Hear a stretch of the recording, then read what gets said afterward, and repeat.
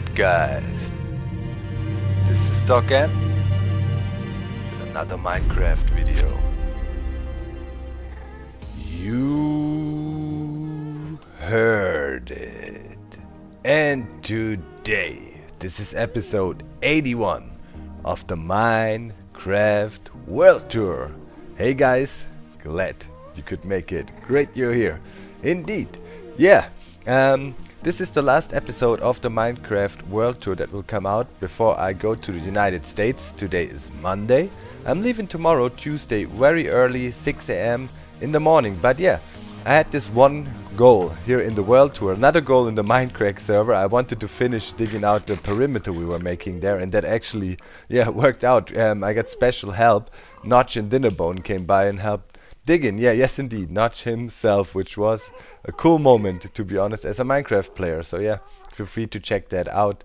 It's episode 43 of the Minecraft LP. But now it's World Tour, and yeah, before I leave, I wanted to finish the functionality here of our new and epic gold farm project. Yeah, we got 5 guests now. Last time when we left off, I had 3 caught. I caught 2 more, and yeah, we got Code Raider added now of the Zip Crowd crew, and here is Wooby. That is Car Wash number 2. There is JL, and on the left side we got Panda.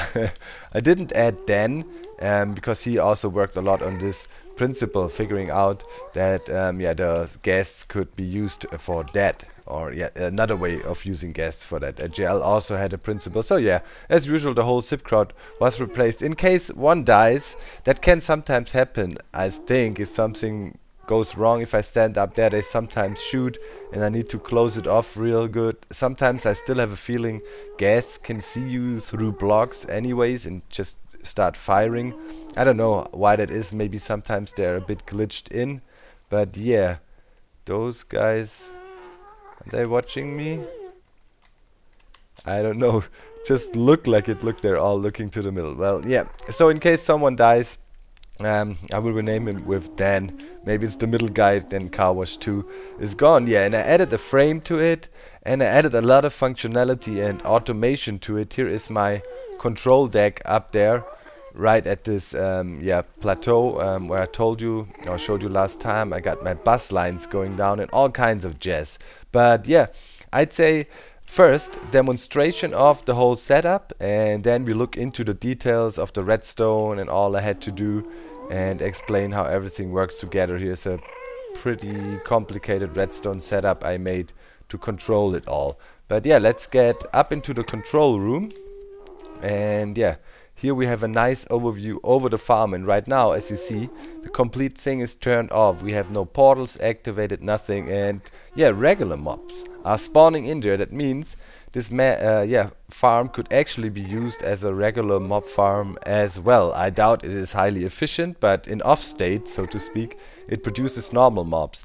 I'm not quite sure if I actually want that effect. You could just see some packs spawning back there. I might try to introduce some way of letting lava flow in there to light up the place, to prevent spawning or something like that. We will see, but maybe I'll leave it because yeah, right now it's not a big problem for this situation here. So yeah, I got 2 switches on and off, and I'd say right now the farm is in off state. You see that is symbolized by the glowstone lantern, and I'd say we turn it on. So I press the button. All portals go on, and yeah, there's a small lag spike, as you can see, for the start of there, because all portals lighting up and things going on. But yeah, now the guests are on their way, and now we should see the first zombie pigmen spawning in. We can see one walking about there, and yeah, the guest wiper is pushing them off, and yeah, off. You can see we got 4 in there right now, about 5 more of them spawning. And yeah, now quite a bunch, and yeah, the wiper is coming back, the guest wiper, and it's ready to brush off a load here. And you can see they all get stacked in front of the guest. They can't move out of the way, and because of the slow movement speed we gave the guests, they can't get out of the way and simply get pushed off into this drop chute here. And off they go. And yeah, the gas wiper keeps on moving. And yeah, down there I have a collection chamber prepared, where we then can collect the loot. From down here we can see the zombie pigmen moving. They are collected in a centralized chute here and then drop down in a fairly small, I think it's 6x2 hole. And yeah, we got the water streams pushing them, and that's nice if you have an overworld guest or yeah, powered zombie pigman farm or any zombie pigman farm in the overworld. You can use water to yeah, push them around and move them around. That makes things a bit more practical, of course. Yeah, you can see how they get pushed down into the chute, and yeah, then we have a drop chute down there, which I completed if it comes down to functionality, almost at least. So yeah, down here there is a little walkway that leads down into our main collection chamber, where we have everything set up. And let's look at that here. So here, this is the drop. It's not really pretty down here yet, it's just all in the making, but I wanted to finish the functionality, and yeah, we could see a pigman dropping down, and yeah, those are the pigmen that are getting pushed off by the guest upstairs, of course, and land up here via the water chutes. And here I have a chest array, and this is my gold collection array. There's quite a bunch of gold in there already, and yeah, I also used a lot of the gold here for making some tracks upstairs for other parts of the system. I will show you. Back behind here, hidden in this cave and down there, we have a sorting system. We will look at that with some special tricks to it. Is a inbuilt stack sorter to sort out armor pieces and swords and stuff, and you might wonder why, because you kill them here. Well, I also added an XP farming functionality to the system. Now we have soul sand being pushed in, and now yeah, well, biggest part of the dropping zombie pigmen should survive the fall now, and we should be able to yeah, XP farm them through this small slit down there. Yeah, because yeah, we have to be a bit more careful now, as there's also baby zombie pigmen, and they will obviously run through the slit. And yeah, if you let the farm run a bit AFK, the yield rates are actually pretty okay. I mean, it is not as fast as a guest or zombie pigman farm in the Nether. You will probably have better rates, but still, it's working really nicely. And yeah, you can see now a huge load drop down, and those guys give decent XP. Yeah, to farm XP then you would just stand here, and now we can make use of the good effect the zombie pigmen have. They always come running towards you if you aggro them, and then you would just stand here and XP farm. Right now I'm at 63 levels already, because yeah, I was testing the farm quite a lot, and yeah, actually works really nice. You see, you have kind of a constant flow, pigmen there almost, and yeah, things are getting pushed towards you, and you can collect them, and yeah, gold will then be stored in here, gold nuggets that is. Other stuff will be sorted out, and yeah, this is how you would operate the farm. This would be the default operating mode. So just drop kill them and collect the gold from them. And yeah, now let's go upstairs and switch it off again, which is a pretty cool mechanic we figured out. To control the whole thing, to switch it on and off, because I literally don't want to have the portals here all the time, and I'm even considering maybe moving the gas somewhere to make it more quiet, but who gives a crap, it's too epic. Well, I'm not concerned about the gas sounds too much. So yeah, so operating mode, zombie pigmen are brushed off, and now we want to reset and stop the farm. So we just press this button once, immediately the ghasts are sped up and brushing through the zombie pigman, and then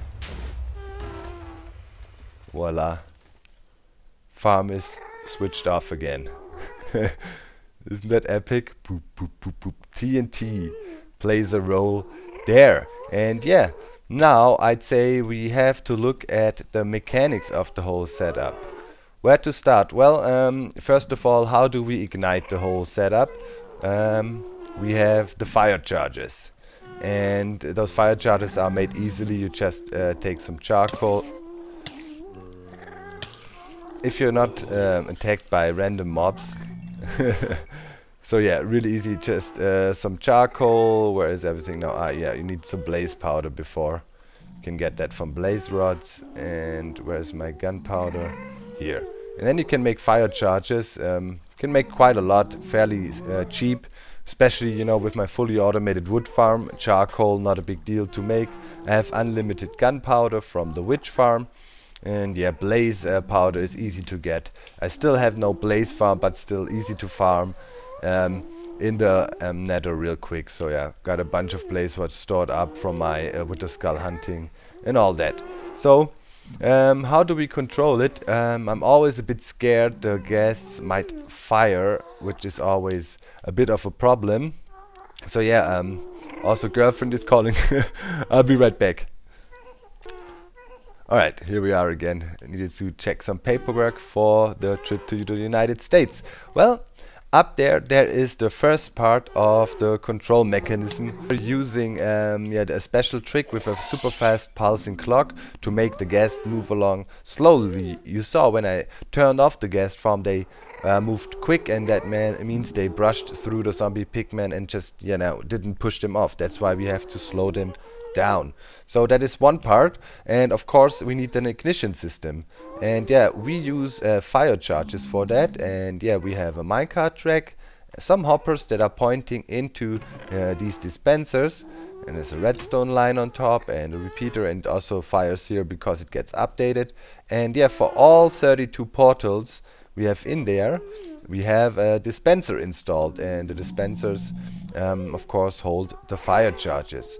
So for the firing in sequence, what we basically do is, let me quickly get up there, we make the guests start to ride, and we fire up the portals, and that is a two-step process. First firing, then starting up the guest, and as soon as the system gets fired, this minecart here also rides over the hoppers here and refills 2 fire charges every time we fire the system. So yeah, at some point it will be all filled up. Good, then, you know, we gain 1 fire charge per fire, per starting cycle actually. And yeah, we can easily refill them in that chest up here for now. And on top, there is another part of the system.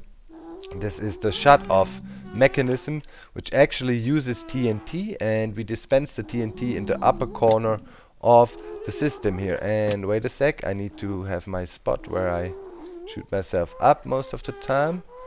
Right over here. Up. Almost. Okay, this is the other side of the portal. Okay, yep, this is below. Here we can't dig. Oh man, it's so tricky to move about here. Wait, no. We better go from the other side. It's easier to refill it in again. Well, yeah, the other part of the system is upstairs, and here's the redstone to control it all. So let's try the other side better. Wait. Oh man. It's just I have to be careful where I move about, because the guests sometimes are still shooting, which can be really tricky. Yeah, let's try to get up here. It's just a little bit of a more tricky shot. Yeah, we barely made it. Oh, there is a creeper to say hi. Nope, not today. Okay. Die. So, here's the line that is coming up from below, from the control mechanism, right in there. This is parts of the power furnace and the doors and whatnot, so I had to be careful here a bit and squeeze it in. That is why I have all the mechanisms here on the other side, because here it was tricky to squeeze in.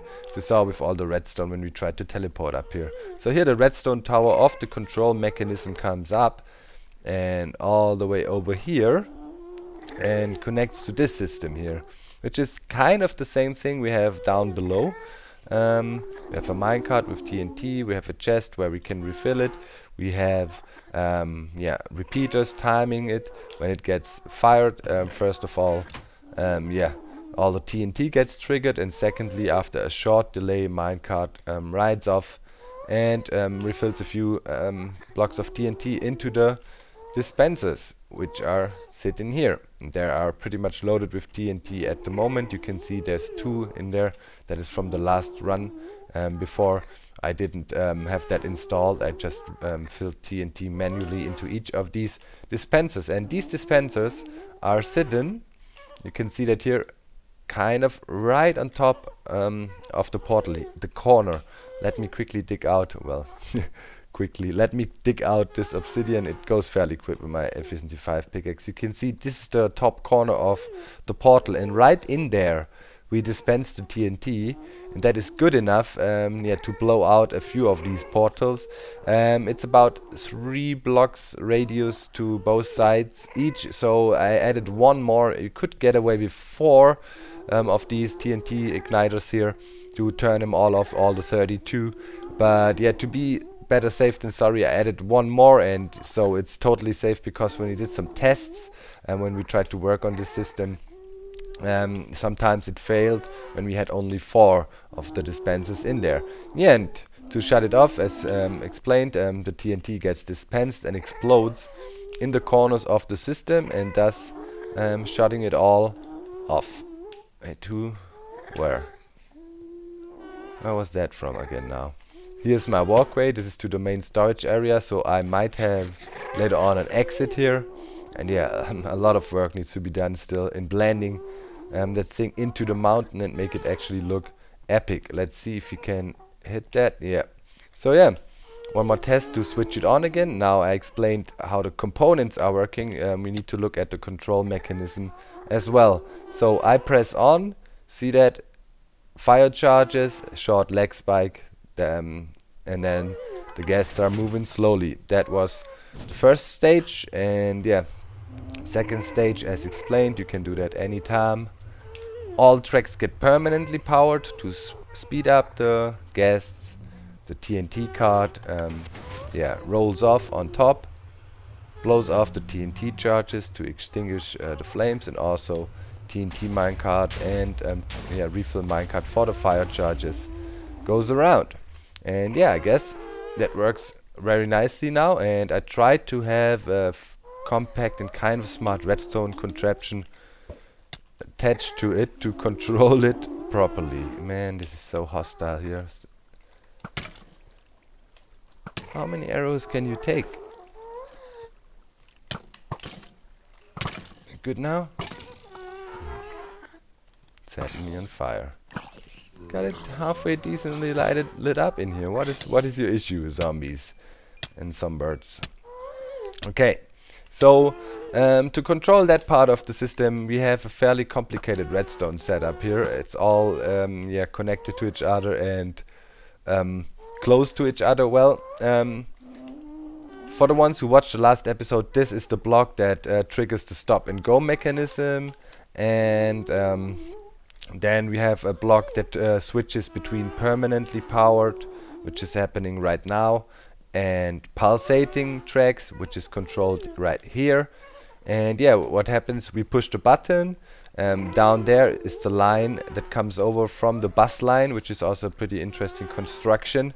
And first dispensers gets fired, then the signal comes over, triggers a bunch of pistons and setups here. This switches over, and the block gets pushed in and makes the gas start.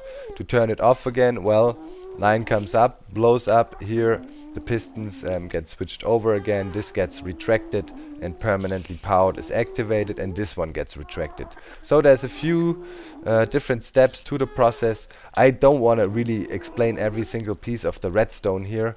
I think it works really nicely now, and I don't know, maybe, you know, if you guys really interested, I might do a full-blown tutorial for this whole farm with everything, you know, sorting system, also the redstone, controlling it and explain it in detail. But yeah, you guys have to let me know. Before we go down to the sorting system, we should also look at the bus line here, which is, as I mentioned, pretty interesting. Here, this is the former entrance of the grid mine. We can still get down there, all the way to there.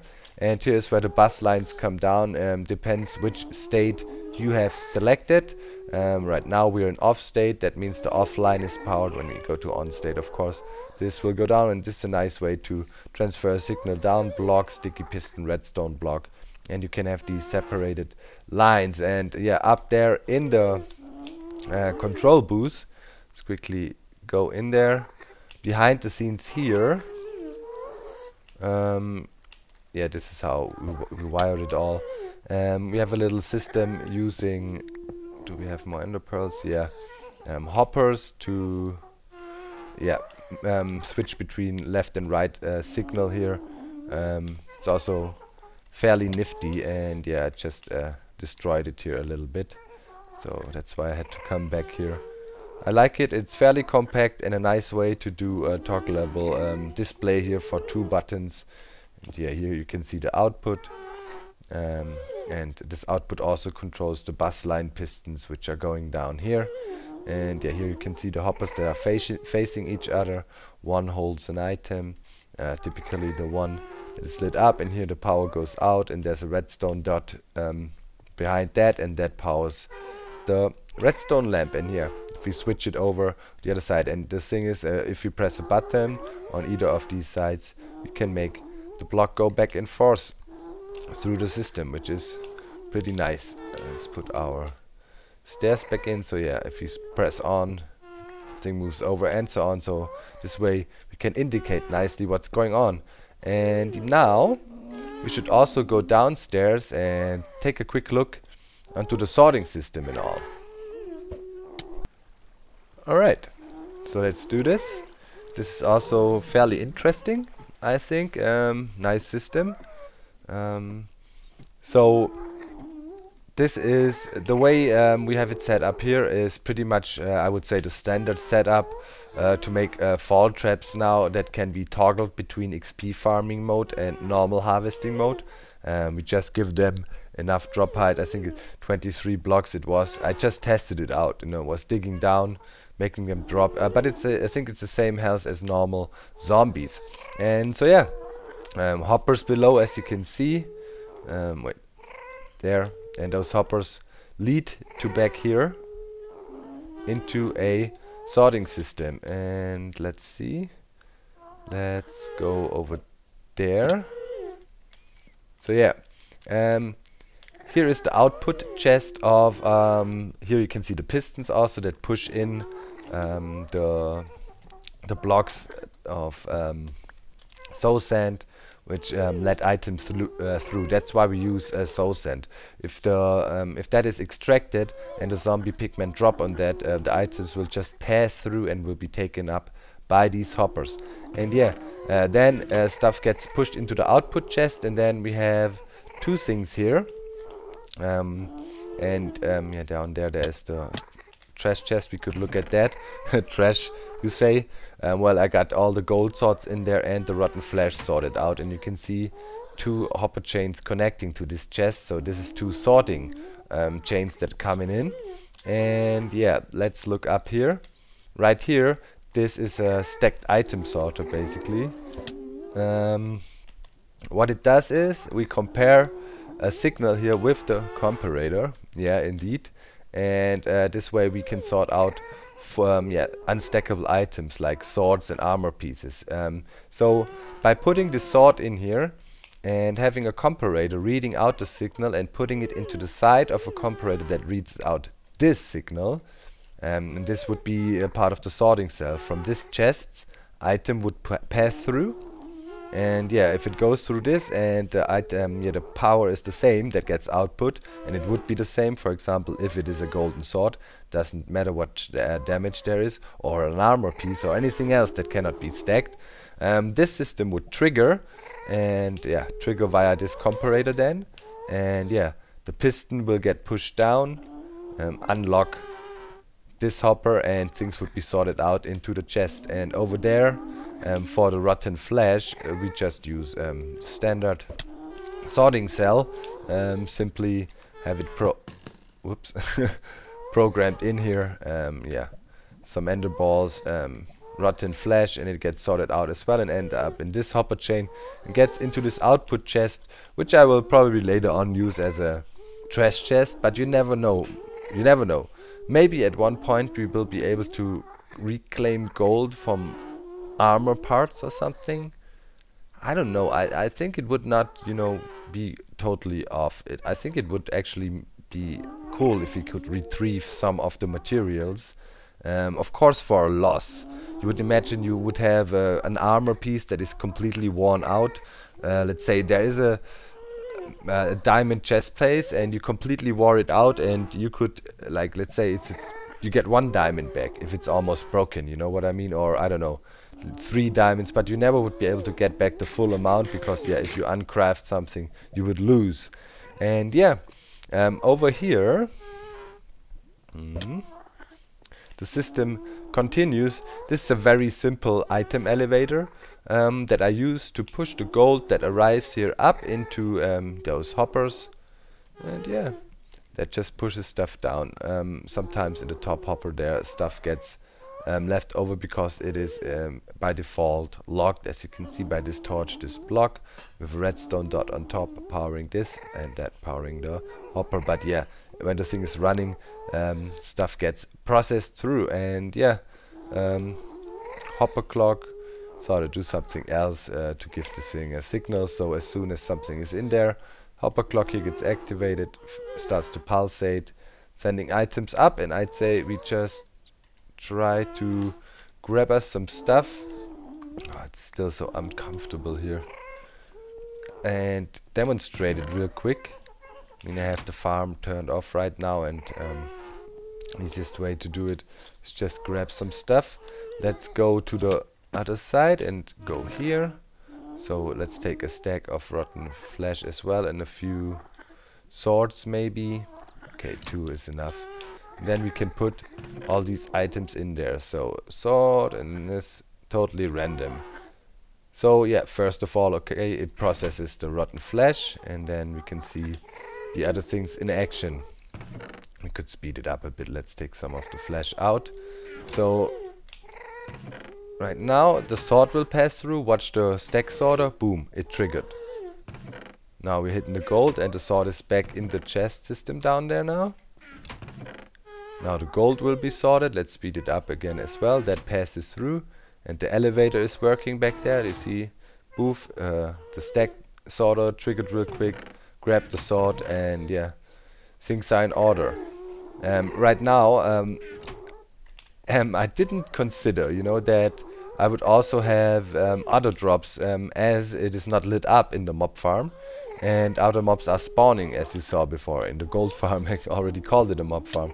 So I might have to implement a sorting system here as well for other drops that make it into the system now, which would be basically all mob drops you could get, from spiders to whatever, you know. So yeah, I might have to consider that, just sort that out maybe and let it, I don't know. The gunpowder could be useful, but normally it should be not too much right now. Regular drops should just make it into the chests here, despite the zombie meat, of course, as we sort that out already. So yeah, just that part. So what normally happens right now is when the portal is switched off, as soon as I switch it on, all the mobs that are standing around there are immediately teleported to the Nether, and thus, you know, we cannot really farm them here, but we could over time build up a huge amount of mobs there, and yeah, later on kill them. I thought about it right now. I have a different solution for that, so let's quickly check that out. We need to make it over to the Nether. Oh, creeper. Okay, let's go. I can show you what I've done over there. It's actually pretty useful, such a farm. You know, when you work on that, it's something kind of new. Always other developments, yeah, suddenly show, or other ideas show that you would have never thought about. Whoa, whoa. Yeah, some of them are actually here, which is not ideal. Most of them, you heard some rampage just now, burning mobs and all. Yeah, where is the creeper? I think he went back through again. That is very bad. But over here, Oh, there's lots of carnage right now. Everything is a bit alpha. Ugh. Lots of drops and stuff, but can we stop burning, please? Thank you. Where's all these spiders? What? Ah, it's an invisible spider attacking us in the Nether. Okay.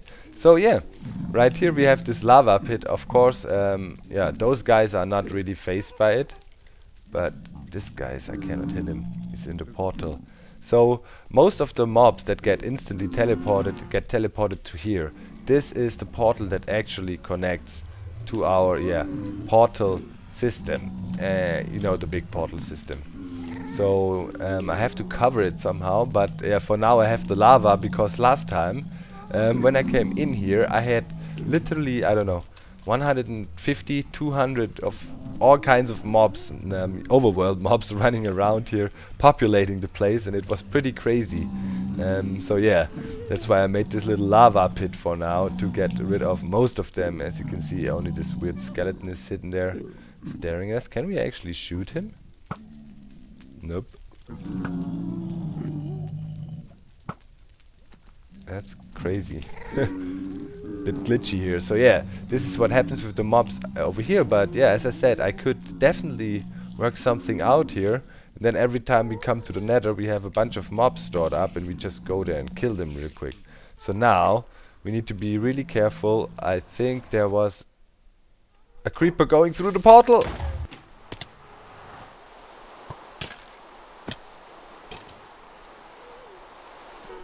Well guys, that's it for today's episode. I hope you guys enjoyed. That is, by the way, just a glitch. You can see the particles of the fire charges flying back there. Yeah, let's start off the farm again and harvest us some zombie pigmen. I hope you enjoyed it. It's something new. Next time, let's see how much progress we can make. Let me know if you want to have a tutorial for that, if you think it's a useful design. It's a wow factor and cool in any case, that's for sure. And yeah, I need to work on it a bit, blend it into the mountain here, and have some epic pillars going up, I imagine, and a few other things. But yeah, most of the functionality is there already. I'm very happy about it, and it's just cool. Hope you enjoyed the episode. Please leave a like. See you soon, guys. Keep your eyes and ears open for the vlogs from the US trip. Should be fun. I will try to do a lot of fun activities there. I want to go like to the swamp, and yeah, whatever comes in our mind. Maybe some surfing at the beach. So should be definitely some nice footage. There's some other videos I was able to pre-record, for example the building game with Notch, Dinnerbone, Saspling and a few other Minecrackers, and another survival game. And yeah, that's about it. See you soon. I'm out. Bye guys.